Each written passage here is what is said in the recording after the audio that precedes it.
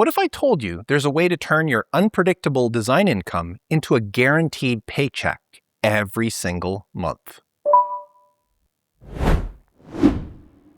Hey there, I'm Mark Decote, and I've been running my design business for over 20 years. And today I'm breaking down retainer agreements, one of the best kept secrets for designers who want stable income and stronger client relationships. Last month, I lost a client, one that I've been working with for nearly a decade. 10 years of consistent work gone. But here's the thing, even though losing that client stung, having a retainer agreement in the first place had already changed my business. And I'm going to show you exactly how to set one up for yourself. Now, here's the simple definition. A retainer means you're being paid in advance for work that you're going to do in the future. Usually it's monthly or yearly. Your client hands you money up front, knowing that you'll be working on their projects in the weeks and months ahead. Now, the beauty of this is you know exactly what's coming. You can plan your workload. You know which clients are paying you before you even start the work. I had a client for years who needed newspaper ads every single Monday morning.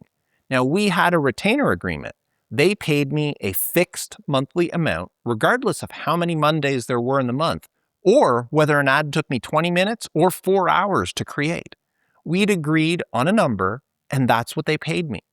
The real power here is predictability. As a designer, you know what it's like. Some weeks you're drowning in work. Other weeks, you're staring at your phone, waiting for it to ring. A retainer flattens that out.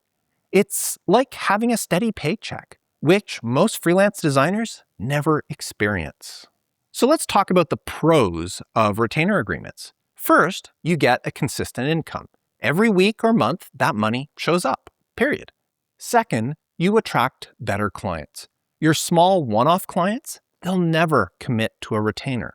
But your serious, professional clients, the ones that actually have a budget, they absolutely will. And honestly, they're usually easier to work with. Third, your clients benefit too. They know exactly what they're paying and what to expect. There's no surprise invoices, no guessing. They can actually budget for it. But it's not all smooth sailing. There are cons to retainer agreements. Scheduling conflicts happen. If you got multiple retainer clients and they all want priority when they need something, you're going to feel squeezed. I once had a client call with an urgent deadline right when I was locked into my retainer work with someone else. I ended up having to work very late to make both of those projects happen. There's also dependence issues. If your agreement isn't crystal clear about what's included and what's not included, clients will start dumping extra work on you, thinking it's all covered. Suddenly, you're making less per project than you bargained for. And here's the real one, potential relationship damage. When you're on a contract, clients depend on you in a different way.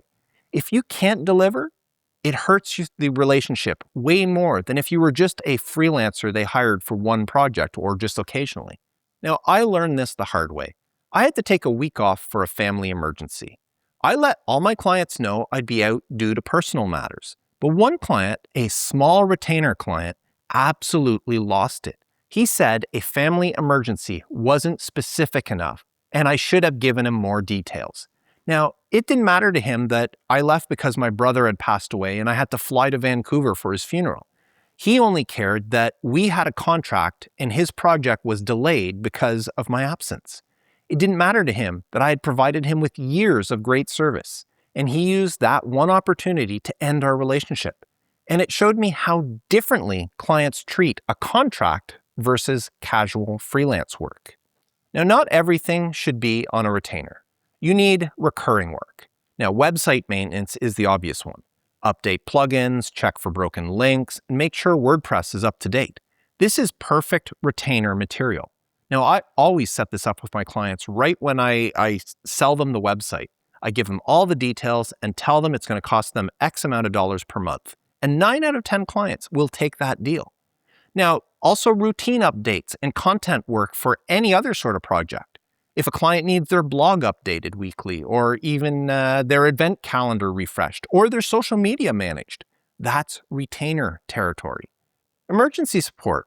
You get paid a small amount monthly just to be on call. Maybe nothing happens for, let's say, 3 months, but they know that you're there if they need you. And some clients will pay good money for that peace of mind. Then there's consulting. You're available for strategy calls, advice, and planning. They pay up front, and when they need you, you're there.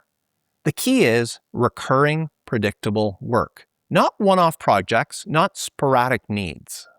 Now, there are several ways to structure a retainer agreement, and you need to pick what works best for your business.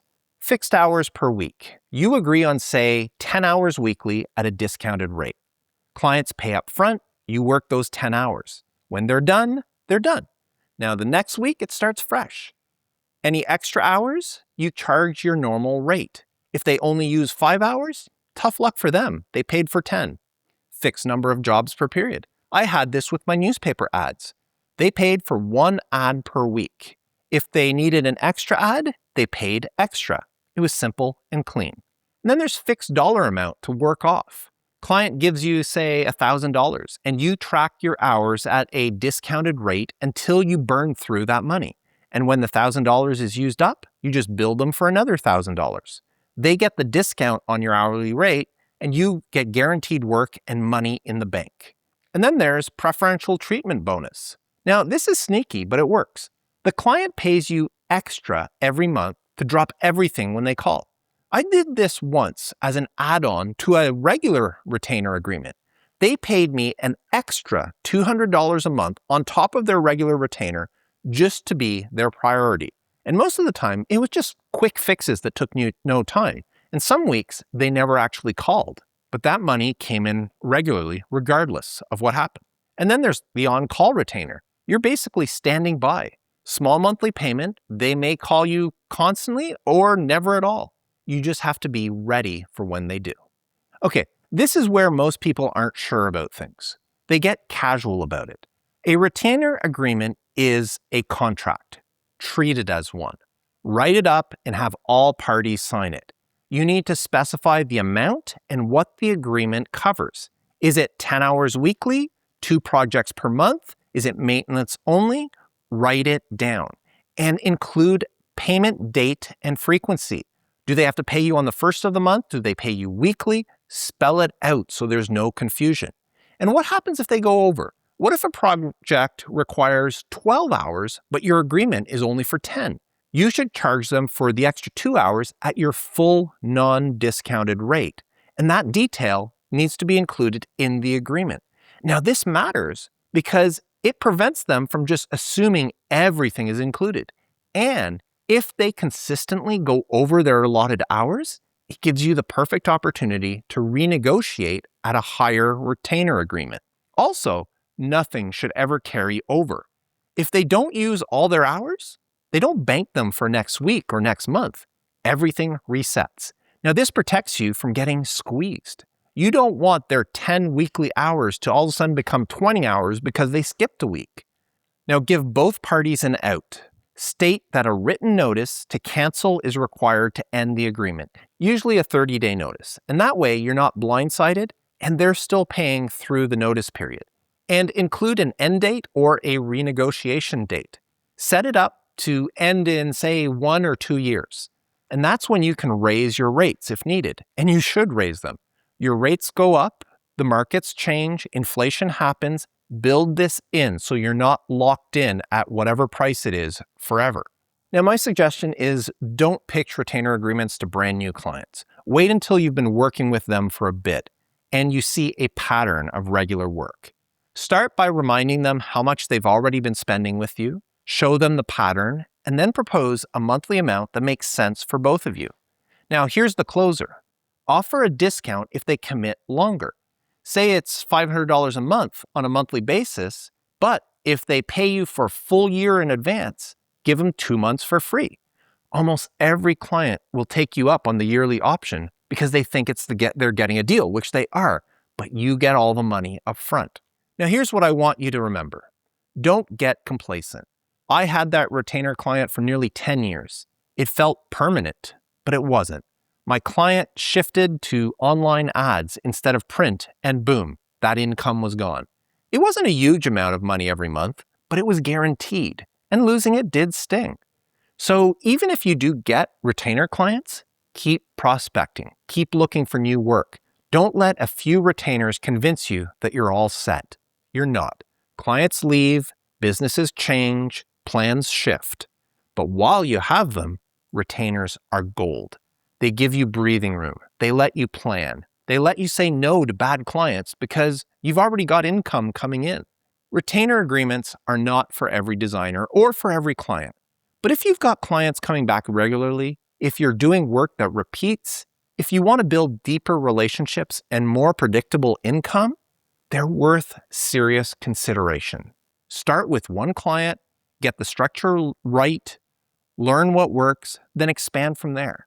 Your design business doesn't have to feel like financial whiplash. You can build something more stable, and retainers are one of the best ways to do that. And if you're tired of feast or famine months and want to build a stable income for your design business, please subscribe so you don't miss the next strategy we're breaking down. Until then, stay creative.